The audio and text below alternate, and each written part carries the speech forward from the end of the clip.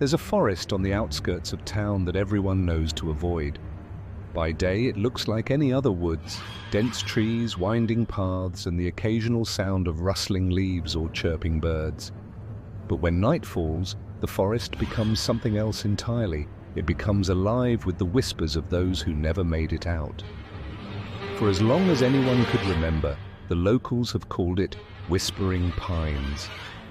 The name was fitting, not just because of the eerie sound the wind made as it threaded through the trees, but because of the voices people claimed to hear when they ventured too close after dark. They were faint, almost like a breeze, but they were there, begging, pleading, and sometimes crying. One autumn night, a young man named Ethan, who didn't believe in ghost stories, decided to explore the forest.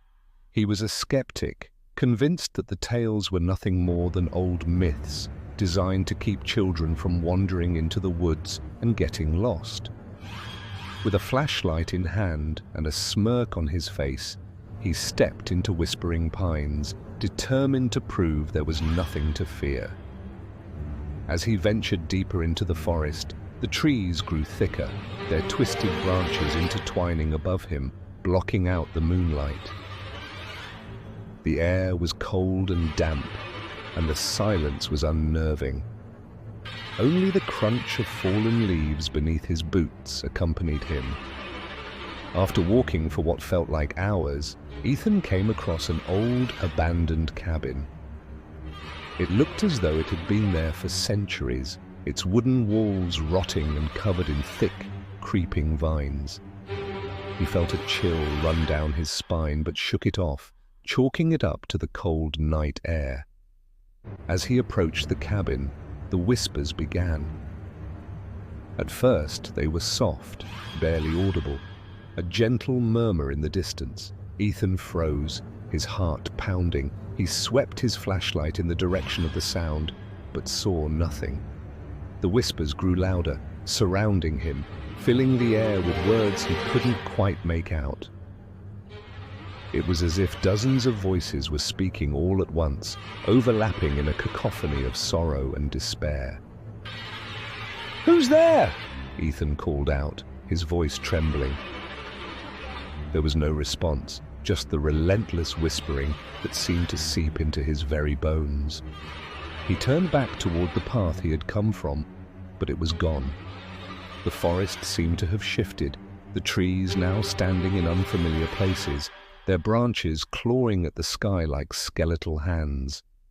Panic set in as Ethan realized he was lost. The whispers grew louder, more insistent, and Ethan could finally make out the words. "Help us. Save us. Don't leave us." Terrified, he ran, pushing through the underbrush, his flashlight flickering as if the batteries were dying. The voices followed him, growing more desperate with each passing second. Shadows moved at the edge of his vision, ghostly figures slipping between the trees watching him, reaching out to him. He stumbled and fell into a small clearing, the flashlight slipping from his hand and rolling away. As he scrambled to retrieve it, a cold hand gripped his wrist. He looked up and gasped in horror. A pale, translucent figure stood before him. A woman with hollow, sunken eyes, her mouth open in a silent scream. Her skin was as white as the mist that now surrounded them, and her long hair flowed as if caught in an invisible breeze. "Help us," she whispered, her voice like the rustling of dead leaves. "They won't let us leave." Ethan tried to pull away, but more hands grabbed him, other ghostly figures emerging from the fog, their faces twisted in pain and despair.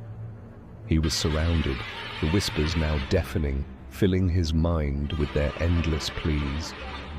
With a final, desperate scream, Ethan broke free and ran, his breath coming in ragged gasps. He didn't know where he was going, only that he had to get away.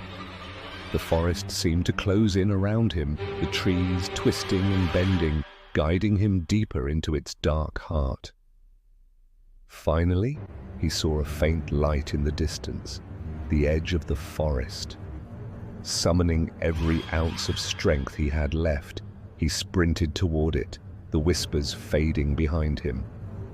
He burst out of the woods and into the open, collapsing onto the ground, gasping for air. When he looked back, the forest was still and silent, as if nothing had happened. But Ethan knew the truth. The whispers would never leave him. They had followed him out of the forest, and they would haunt him for the rest of his life. Because Whispering Pines was not just a forest, it was a graveyard for lost souls, and Ethan had ventured too far into its depths. He had heard their cries for help, but there was nothing he could do. The forest had claimed him, just as it had claimed so many others before him. And now it waited patiently for its next victim, whispering its eerie lullaby into the night.